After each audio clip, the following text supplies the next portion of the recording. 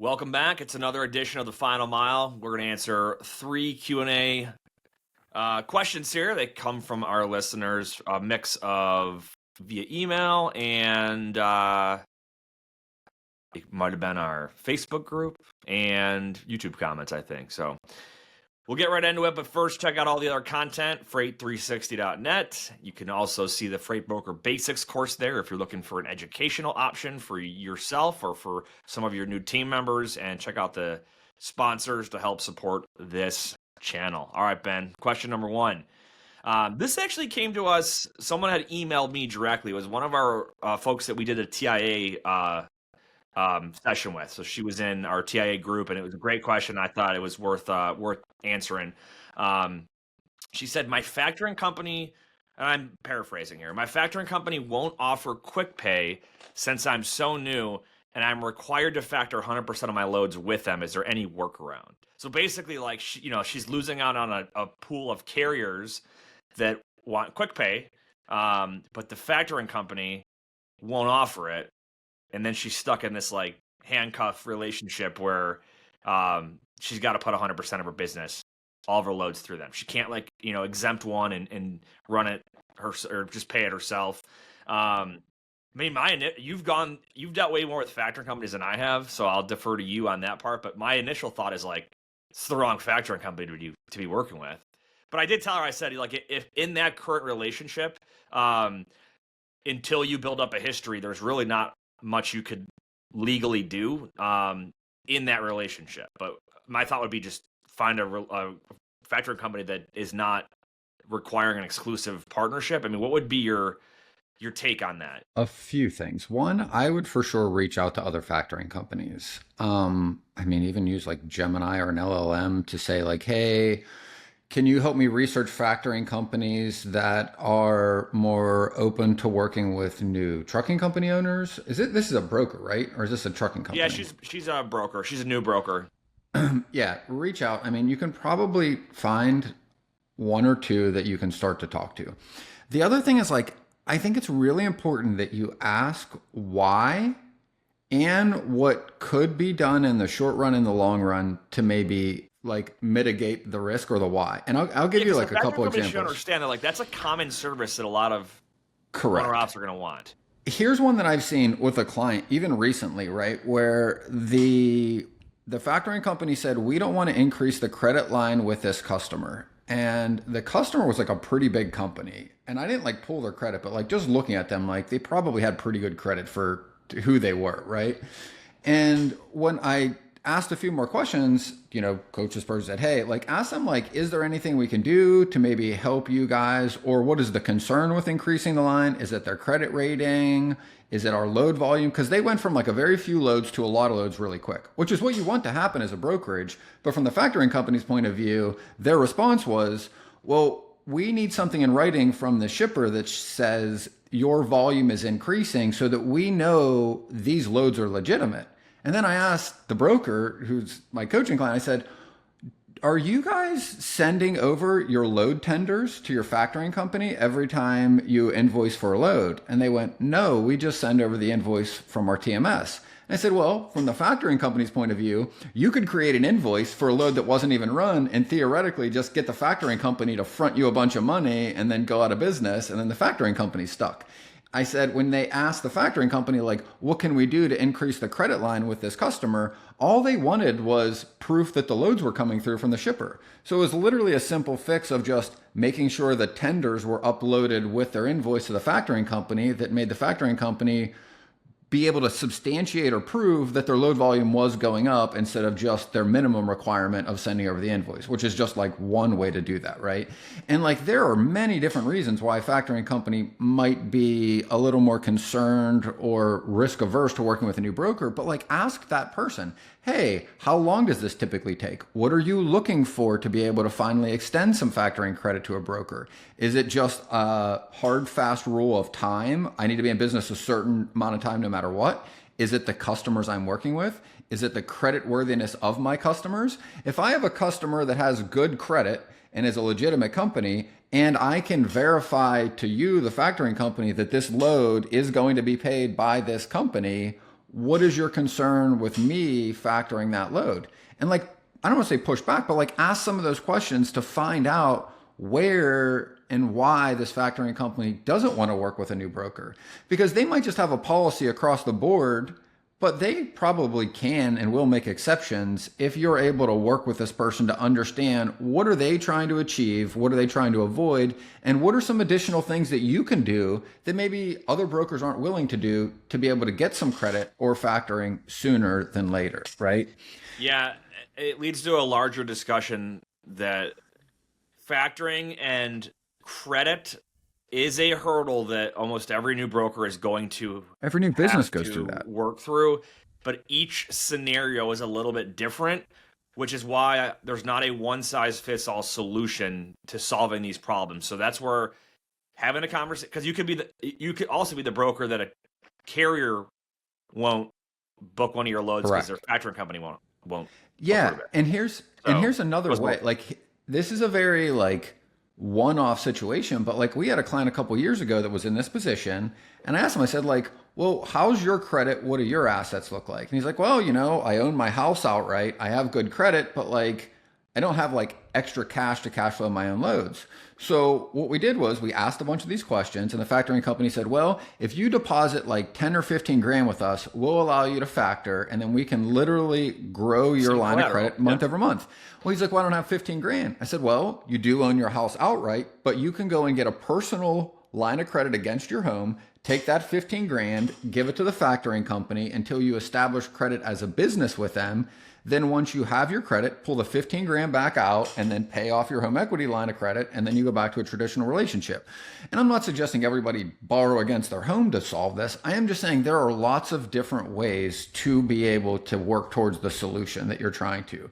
But you only find those avenues if you ask more questions to understand like, what is really the holdup? Right? Like, why is this an issue? Have you done this with other companies? Is it just me? When have you made an exception? What were the circumstances? What other options do I have to be able to make this work? And it's probably somewhere in the middle, right? At the end of the day, too, like those with more access to capital are going to have an advantage when starting a business. So that's just a reality of our economy. So unfortunately, if you have nothing and you have no way to prove that you're worthy of your debts, people aren't going to want to extend that out to you. Well, here's the other thing, and this came up with another client very recently where they didn't want to work as an agent. They wanted to start their own company. And they said, I'll get to keep more of the pie and get my money sooner. And the agent option they were looking at was willing to pay them the margin percentage on loads delivered. So if you ran, $5 grand in gross profit this week, you got a check Monday for your 70% of that $5 grand, right? So you're literally getting paid, honestly, before that brokerage got paid, probably from the factoring company, and long before the customer pays the bill. Same thing. Okay. Now they wanted to open their own company, and they're like, well, I'll just factor it. But what most people don't understand is that 5% holdback from a factoring company is 5% of the invoice amount, not 5% of your margin. So for example, if you run $1,000 load and you make a 10% margin, you have $100 in margin. People assume they're going to get like $90 or $95 out of that $100. That is not true. The factoring company will hold back 5% of the 1,000. Guess what number that is? $50. So what you're actually able to get out from the factoring company is half of your money. You get the other half, the other 5% of your 10% margin when your customer pays the bill. Yeah, the idea of factoring should be to help you cash flow the carrier payment, not access to your company's profits earlier. Correct. But most people rely on that in the short term. And the reality was, just from a math standpoint, as an agent, they would have got 70% of that $100 on Monday. As a company owner, they got half of that money, and then the other 40% 35 days later. Yep, precisely. Not to mention any other expenses. And the fees. The 2 or 3% fee that they lost. We do it the exact same way with our agents at Pierce. It's like, if it's like literally like we're recording on a Thursday and all the commission reports just got sent out for Friday deposits, and if we invoiced it by yesterday on Wednesday, our guys are getting paid tomorrow morning. Yep. So, stuff to think about. All right, next question. I'm a new broker trying to get a book built. I need shippers or advice, anything that will help cold calling. Um, my most basic advice when it comes to the early on cold calling, I'm going to defer back. Listen to episodes, I think it's 77, our Prospecting with a Purpose. Have a lot of leads and make a lot of calls and do those at separate times, right? Generate a lot of leads. So you're going to use tools like, it could be Chat GPT now to generate, like, give me 100 companies that ship whatever commodity. It could be something like an industry directory. It could be a Zoom Info. It could be Apollo. It could be a Chamber of Commerce directory.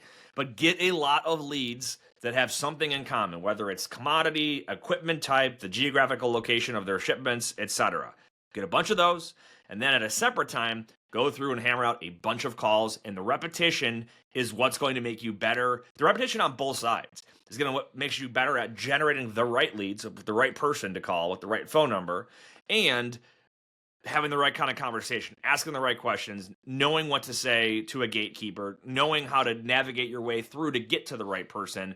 But that's it. I mean, the sooner you can just get to that prospecting phase is better, right? People sometimes have that procrastination or the paralysis analysis where they're like, I've got to have the right perfect everything. And, a month goes by and they haven't done anything or prospected. Like, Ben, we had a coaching session with TIA. The 1 week we talked about lead generation, and then a week later, right, 7 days later, we asked, like, first question, did anybody get any new leads? And a whole lot of crickets. Silence. Yeah. So the one guy said, I got some leads, I didn't make any phone calls. So the faster you get to that part of doing this job, you're going to put yourself ahead of your competition. I'm telling you, your competition who is paying money to be a member of the TIA, they're not on average doing this. So you've got to get on the phones. My old boss always said, like, your activity on the phone will correlate to your numbers. I can 100% guarantee your income. that. And activities directly correlate to income. So here's any other just basic tips on that? It's just here's really simple. Here's another one that I've been using because I've been cold calling on very specific types of freight for the past couple of weeks. And this one works so well. Don't start with the person you want to talk to.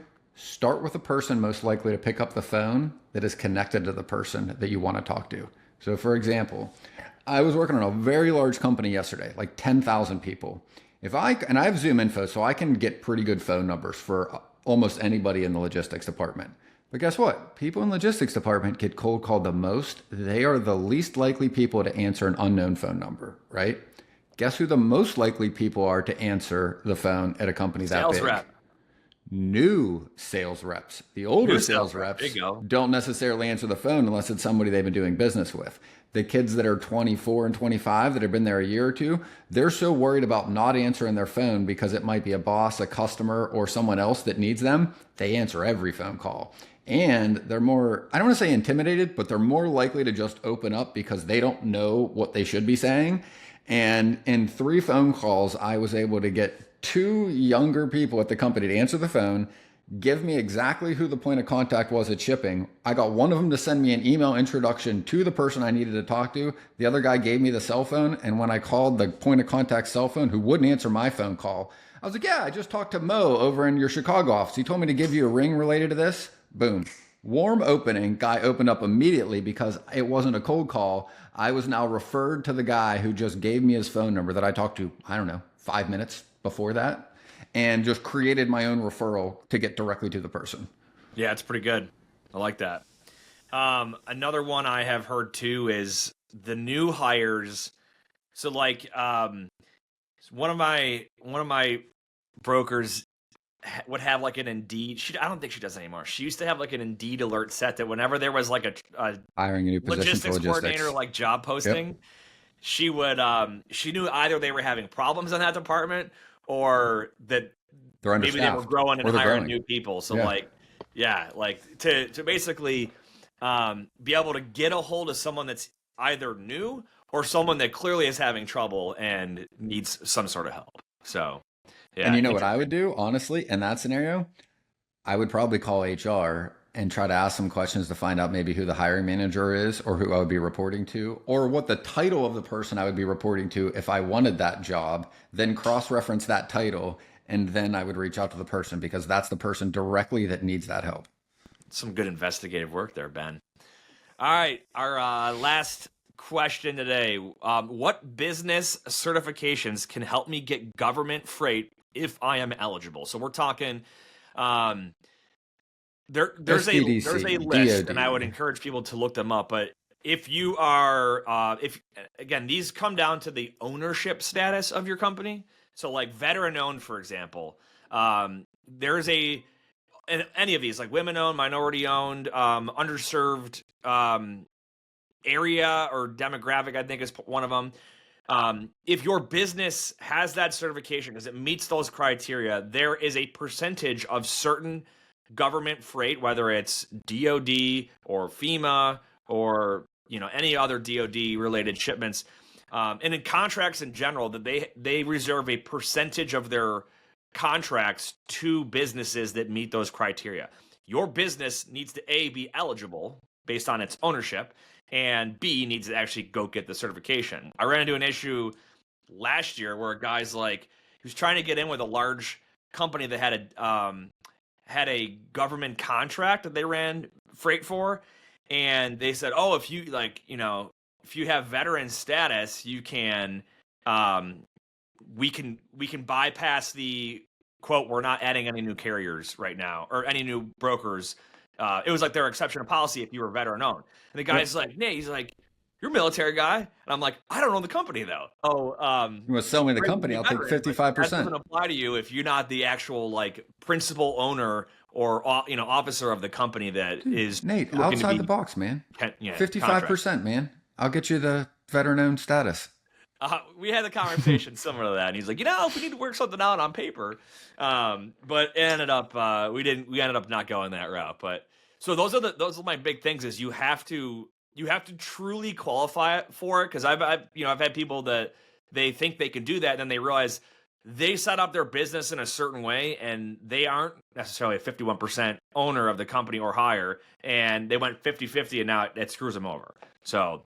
Any other thoughts or take on that? We talked with somebody a couple weeks ago who had like 6 of them, and it was specifically for that reason. So, what's your thoughts? I can actually pull up the list of what they are too. I had to pull up the research on them earlier. I don't remember off the top of my head. There's a lot of them for sure. I'll give you some right now. You've got, and I'll rattle one off in no particular order.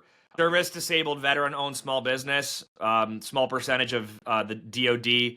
Required by law is to give contracts to them. Even if you have a 0% rating, but you have the rating, like, you claimed something, so the medical part is covered, but you weren't given a percentage of disability to receive an additional check every month, you can qualify.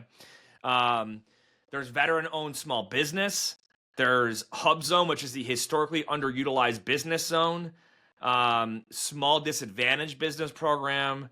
Women-owned small business, disabled business enterprise. There's a ton.